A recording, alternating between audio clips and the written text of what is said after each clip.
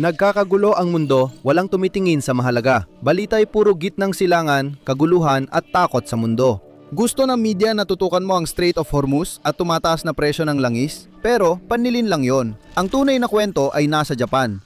Noong 2024 matapos ang 17 taon, tinapos ng pinakamalaking nagpapautang ang libreng pera. Ang makina ng pandigdigang ekonomiya ay pumapalya sa Tokyo.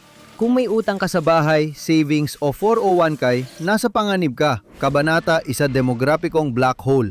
Sa unang tingin, parang nasa hinaharap na ang Japan, isang lugar kung saan nangingibabaw ang mga higanteng teknolohiya sa buong mundo. Ang mga robot ay kasabay ng mga tao sa kalsada. Ang AI ay hinuhulaan kung ano ang susunod na mangyayari. Mas matalino, mas malinis at mas mabilis ang mga lungsod dito kaysa saan man. Pero kung susuriin mong mabuti at alisin ang mga neon na ilaw at gadget, may makikita kang iba. Mag-focus ka sa pananalapi at numero, doon nakatago ang pinakamadilim na sikreto ng Japan, ang demograpikong death spiral. Dahil sa 2026 ang populasyon ng Japan ay opisyal na nasa humigit kumulang 122.6 milyon na tao. Maaring mukhang marami yon, pero noong 2010 mas mataas pa, 128 milyon kung tutuusin. Mula pa noong huling bahagi ng dekada 2000, tuloy-tuloy at walang humpay ang pagbagsak ng populasyon ng Japan.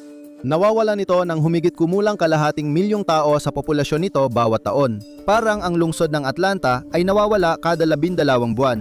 Mas masahol pa rito dahil sila ang may pinakamataas na porsyento ng matatanda sa mundo. Noong 2014, 26% ng kanilang populasyon ay lampas 65 taong gulang. Pagsapit ng 2022, tumaas pa ito sa mahigit 29%. Tumatanda ang populasyon habang bumababa ang birth rate sa pinakamababa nitong antas sa mahigit isang siglo. Kakaunti na lang ang pumipiling magkapamilya. Samantala, patuloy na nababawasan ang bilang ng mga nasa edad ng paggawa. Umabot na ito sa punto na sa bawat isang ipinapanganak sa Japan, may 2 namamatay. Maraming dahilan kung bakit ito problema, lalo na sa ekonomiya. Bawat taon na nagpapatuloy ito, unti-unting lumiit ang tax base ng Japan. Mas maraming retirado at mas kaunting pamilya at nagbabayad ng buwis, kaya nagsisimula ng magkabitak-bitak ang pundasyong pinansyal ng Japan. Pero nakita na ng Bangko ng Japan ang problemang ito at kumilos sila sa paraang desperado, dramatiko at hindi pa nagagawa noon. Ginawa nilang libre ang pera. Imbes na itaas ang interest rates, pinanatili nila ang mga ito sa zero at kung minsan ay ibinaba pa ng mas mababa sa zero habang nagpasok ng trilyong yen sa sistema. Isa sa pinakamalaking mamimili ng stocks ang Bangko ng Japan, kaya parang isinabansa nila ang stock market para lang mapanatiling umaandar ang ekonomiya. Isa itong sugal na may malaking panganib. Wala nang ibang central bank sa mga pangunahing mauunlad na bansa ang tulad ng Japan. Sa kabila nito, nagbunga rin ang sugal kahit saglit lang. Hindi na kailangang mag-alala ng mga tao at negosyo tungkol sa pagbabayad ng mas malaki kaysa sa kanilang inutang. Halos hindi mapigilan ang pagkuha ng mga loan. Kumuha ang mga pamilya, kumuha ang mga negosyo. Lahat gustong sumali. Bakit na ba hindi? Para itong libreng pera. Sinamantala rin ito ng mga hedge fund at investment firm sa Wall Street sa mas malaking antas nang hiram sila ng malaking Japanese yen na may 0% interes at ipinalit sa dolyar. Gagamitin nila ang pera para bumili ng US tech stock, treasury bond o iba pa nilang gusto. Tinawag itong yen carry trade at para itong isang video game na may infinite money glitch. Isang tila siguradong paraan para kumita ng tubo. Sa loob ng ilang panahon, napanatili ng Japan ang katayuan nito bilang isang makabago, nangunguna at nangungunang bansa sa mundo sa maraming paraan. Pero alam ng mga gamer na inaayos ang mga glitch. Hindi rin tatagal ang sistema. Ang tinatawag na katatagan na ibinigay nito ay parang band-aid na minadaling idikit sa malaking butas ng sirang ekonomiya. Hintayin lang ang tamang panahon bago matanggal ang band-aid. Hindi umusad ang mga pribadong pamumuhunan, hindi rin tumaas ang sahod. Lumobo ang pampublikong utang, umabot ito sa nakakagulat na 260% ng gross domestic product o GDP ng bansa pagsapit ng 2022. Nauubusan ng opsyon ang Bangko ng Japan kaya gumawa sila ng mas matinding hakbang at pinanatiling zero ang yield ng 10 taong government bond. Nangungutang ang bansa sa sariling teritoryo ng halos libre, tapos inilalabas ang kita sa mundo, umaasa na hindi masyadong bibilis ang inflasyon. Sa 2026, tapos na ang sugal na yon. Ngayon, may malaking bayarin na kailangang bayaran ng Japan. Una, nagpapasalamat kami sa sponsor ng video na ito, Incogni.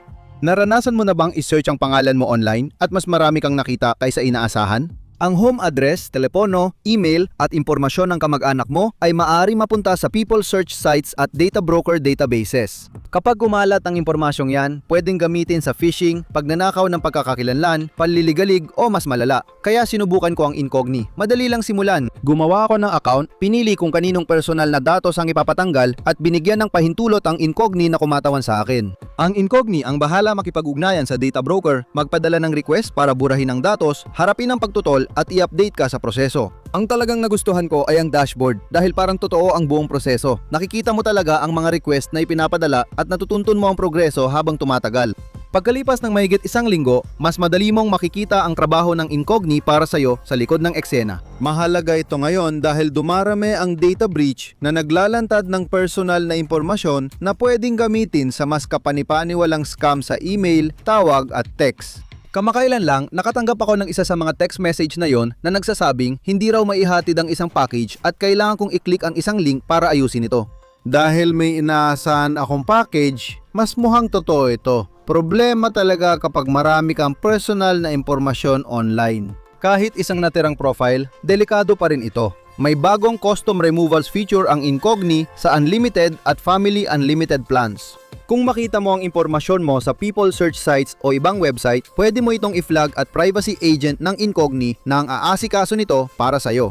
Pumunta sa incogni.com/TIS at gamitin ang code na TIS para sa eksklusibong 60% na diskwento. Ulit, yan ay incogni.com/TIS, code TIS para sa 60% na diskwento, kabanata 2. Sumabog ang Widowmaker. Inasahan ng Bank of Japan na hindi ito mangyayari at sa maraming taon, hindi nga ito nangyari. Sunod-sunod ang krisis na dumaan pero nanatili pa rin ito. Alam ng mga mapagmasid na hindi ito magtatagal. Hindi tanong kung puputok ang bula, kundi kailan. May bomba ng itinanim. Hindi natin alam kung gaano kahaba ang mitsa, pero ngayon alam na natin. Nagsimula na ang pagsabog dahil sa pagtaas ng presyo ng langis at enerhiya. Noong 2026, tumaas ng halos 50% ang presyo ng krudong langis at ramdam ito sa buong mundo. Sa bansang kulang sa likas yaman gaya ng Hapon, ang pagtaas ng rate ay parang hatol sa kamatayan. Dahil sa pagtaas ng presyo, napilitan ang mga sentral na bangko sa mundo na kumilos. Sa Estados Unidos, nananatili pa rin sa 3.75% ang mga rate. Ganon din ang kwento sa UK at Europa, pero sa ibang lugar, lumalala ang presyon. Lagpas 4% ng interest rate sa Australia, 5% sa India at halos 7% na sa Mexico at South Africa. Sa gitna ng lahat ng ito, naipit ang Japan. Maaari nitong itaas ang rates pero malulubog sa utang ang gobyerno. Ito ang may pinakamataas na debt to GDP ratio sa lahat ng mauunlad na bansa. Pwede ring panatilihin ng Bangko ng Japan ang rates sa 0% pero bababa ang halaga ng pera. Kahit hindi kaakit-akit ang mga opsyon, kailangan nilang pumili. Nagpasya itong ipagpatuloy ang 0% rate nito at naging sakuna ang mga resulta. Ang yen ay halos tuluyang bumagsak ang halaga. 5 taon na ang nakalipas, noong 2021 mababa pa sa 100 at 10 kada dolyar ang halaga ng yen. Pero sa huling bahagi ng 2022, halos 150 na ito. Noong Abril 2026, halos sumabot ito sa 160 na marka, pinakamahinang halaga sa loob ng mga dekada. Sa ilang taon lang, mahigit 30% ng halaga ng Japanese na pera ang nawala. Masakit ito para sa negosyo, pamilya at manggagawa. Bago pa nila namalayan ang nangyari, lumiit na ang kanilang mga sahod at ipon. Ang perang pinagpaguran nilang kitain ng maraming taon ay biglang naging mas mababa ang halaga kumpara sa ilang taon lang ang nakalipas. Isa lang ito sa mga paraan kung paano nagdusa ang mga mamamayang Hapones. Tumaas din ng husto ang gasto sa pag-aangkat ng mga produkto sa bansa, kaya't nagmahal ang presyo ng maraming produkto at serbisyo. Habang naghihintay ang Bangko ng Japan, lalong lumalala ang sitwasyon at bumabagsak ang halaga ng yen. Hindi nila pwedeng hayaang maging halos walang halaga ang sarili nilang pambansang salapi at kailangan nilang kumilos. Kaya sa gitna ng taranta, natpasya ang mga gumagawa ng patakaran sa planong halos 20 taon ng pinag-iisipan. Itinaas nila ang interest rates sa 0.75% na may balak pang itaas ito hanggang 1% pagsapit ng 2027. Maaring hindi ito mukhang malaki at kung titingnan ng mag-isa, hindi nga. Pero kung ikukumpara mo ito sa ibang bansa tulad ng US, UK, Australia, ang mga rate na 2%, 3% o 4% ay hindi na bago. Ang rate na 1% lang ay talagang kakaiba. Pero para sa sistemang pinansyal ng Hapon, ang 1% o kahit 0.75% ay napakalaking bagay. Ibig sabihin nito, matatapos na ang 17 taon ng libreng pangungutang at libreng utang. Hindi lang Japan at mamamayan nito ang apektado, kundi pati buong mundo. Matagal lang kilalang investment strategy sa Wall Street. Isang strategy ng pag-short sa Japanese government bonds na tumataya sa pagbaba ng presyo at pagtaas ng yields. Isang sugal kontra dekada ng kasaysayan. Isang taya na sa wakas ay babasagin ng Bank of Japan ang sarili nitong trend matapos ang maraming taon ng matigas na pagpapanatili ng 0% interest. Tinawag nila itong Widowmaker. At hindi lang basta pangalan yon. Maraming gumamit ng strategy na ito pero nalugi ng malaki dahil hindi ginawa ng Bank of Japan ang inaasahan nila. Patuloy itong nagpapanatili ng halos zero o kahit negatibong interest rates taon-taon.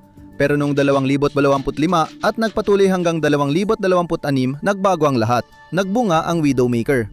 $1 trillion na inutang sa halos 0% sa Japan ang umiikot sa buong mundo at ngayon ay nagsisimula ng mawala. Malaking pera ang kinikita ng mga hedge fund at mamumuhunang tama ang pustahan. Samantala, nagmamadaling mag-cash out ang mga bangko at kumpanya na umutang ng yen sa 0% at inilagay sa risk asset o treasury habang may pagkakataon pa. Habang yumayaman ang nasa itaas, ang karaniwang tao, pamilya, manggagawa at walang kinalaman sa pustahan ang nagbabayad ng presyo. Kabanata 3, ang dakilang pagbabalik. Ito na ang huling pako sa kabaong, baging hindi ipapaliwanag ng media at ayaw nilang malaman ng tao hanggang huli na. Isang insidente na mapaminsala ngunit halos hindi napapansin. Isang pagbagsak na hindi mo inaasahan ngunit maghuhubog sa kinabukasan ng ekonomiya hindi lang ng Japan kundi pati ng Estados Unidos at ng 12-12 ng iba pang bansa sa buong mundo. Isang pagyanig na maaring maramdaman ng mga taon at henerasyon, ang pagbabalik ng yen. Ang pinakamayayaman at pinakamahahalagang mamumuhunang Hapones, gaya ng megabangko, pondo ng pensyon at kumpanya ng siguro, ay kabilang sa pinakamalalaking dayuhang may hawak ng utang ng Amerika. Bilang isang bansa, ang Japan ay nagmamay-ari ng napakalaking $1.2 trillion sa United States Treasuries. Para mailagay sa perspektibo ang ganong kalaking halaga, ang $1.2 trillion ay sapat na para pundohan ang buong militar ng US sa loob ng humigit kumulang 18 buwan. Sapat na ito para ilang beses pang wakasan ang gutom sa mundo. Napakalaking halaga ito, o mas eksakto, malaking utang ng Amerika na hawak ng isang bansa sa ibang kontinente. Sa loob ng maraming taon, may dahilan kung bakit hinawakan ng mga institusyong Hapones ang utang na yon. Ang Japanese Government Pension Investment Fund, GPIF, ang pinakamalaking pension fund sa mundo at matagal nang may hawak na malaking halaga ng banyagang bono. Ang US Treasuries ay bumuo ng 51% ng foreign bond portfolio nito noong Marso 2025 May, lohika sa desisyong yon. Nagbabayad ng interes ang mga US bonds, samantalang ang mga Japanese bonds ay walang binabayarang interes. Ngayon, winawasak na ng pagtaas ng interest rates sa Japan ang lohikang yon. Habang ang rates ay malapit na sa 1% at ang 10 taong Japanese government bond yield ay lagpas 2%, nabaliktad ang kalkulasyon. Bakit ipagpapatuloy ng institusyon o pension fund sa Japan gaya ng GPIF ang panganib ng US bonds kung pwede namang mag-invest sa sariling government bonds? Wala nang insentibo ang mga kumpanyang ito, pati bangko at pension fund, para habulin ang kita sa ibang bansa. Kumikita na ang lokal na investment kaya hindi na kailangang maging financial genius para makita ito. Panahon na para magbenta. May datos kaming nakita na nagpapakitang may tahimik pero lumalaking pag-alis ng puhunan. Binabawi na ng Japan ang mga puhunan nito. Ibinebenta na nito ang mga asset nito at malaki ang ibinebenta ang mga hawak nitong US Treasury sa bilis na hindi pa naitala noon. Hindi agad mawawala ang $1.2 trillion pero unti-unti nang naglalaho ang bilyon-bilyon na pwedeng lumaki pa sa 10 o daan-daang bilyon habang dumadaan ng mga linggo. Hindi lang sa Japan mararamdaman ang epekto nito. Kakalat ito sa mga merkado, hangganan at buong Pasipiko. Kapag umatras ang pinakamalaking mamimili ng utang ng US, sino ang papalit? Walang papalit. Hindi agad-agad o hindi sa simula. Para makahikayat ng mga bagong mamimili at kumbinsihin ang mundo na tanggapin ang utang, mapipilitan ang Federal Reserve na kumilos. Kailangan nilang itaas ang mga interest rate.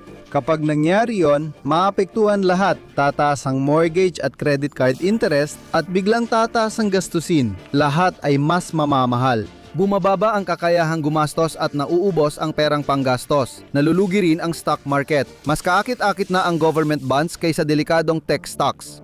Mabilis nang gumalaw ang pera. Sa loob ng maraming taon, ang yen carry trade ang nagsilbing langis sa mga gulong ng buong pandaigdigang sistemang pinansyal. Ito ang napapanatiling maayos sa lahat ng bagay. Piniyado nito ang mga hedge fund sa Wall Street na manghiram ng bilyon-bilyong halaga at ipuhunan nito sa malalaking negosyo sa Amerika at sa iba pang bansa. Ngayon, ang mismong mga pondong yon ay humaharap sa biglang pagsirit ng kanilang gastos sa pangungutang. Napuruhan na sila at wala ng opsyon kaya napilitan silang ibenta ang pinakakumikitang posisyon nila. Ang shares at kumpanyang gaya ng Apple, Nvidia, Microsoft ay binabagsak para matakpan ang lumulobong utang sa yen. Ito ang invisible crash na hindi laman ng mga headline. Walang malawakang takot sa New York Stock Exchange o malalaking protesta sa kalsada. Tahimik itong nangyayari sa likod ng mga pangyayari hindi namamalayan ng mundo. Kabanata 4 ang patibong ng utang ng pamahalaan. Nasa mahalagang yugto na tayo sa kasaysayan na halos 20 taon nang unti-unting binubuo ng pandaigdigang ekonomiya at sentro rito ang Hapon. Nasa gitna ito ng dalawang delikadong pangyayari na di maiiwasan, ang sukdulang patibong ng utang ng pamahalaan. Pwedeng panatilihin ang mababang interest rates para protektahan ng utang pero babagsak ang pera at magugutom ang bansa. O kaya taasan ng rates para pansamantalang iligtas ang ekonomiya pero lalala ang pambansang utang at pasasabugin ang buong global bond market. Walang labasan, walang alternatibong opsyon, walang huling minutong mahiwagang solusyon. Matagal lang sinindihan ang mitsa at nayon ay umabot na ito sa bariles ng pulbura. Yan ang unang bumagsak na domino pero hindi ito ang huli. Sunod ang dolyar at pag nangyari yon, magbabago ang lahat. Doon lalabas ang matagal nang iniiwasang tanong ng mundo. Paano kung bumagsak ang ekonomiya ng US?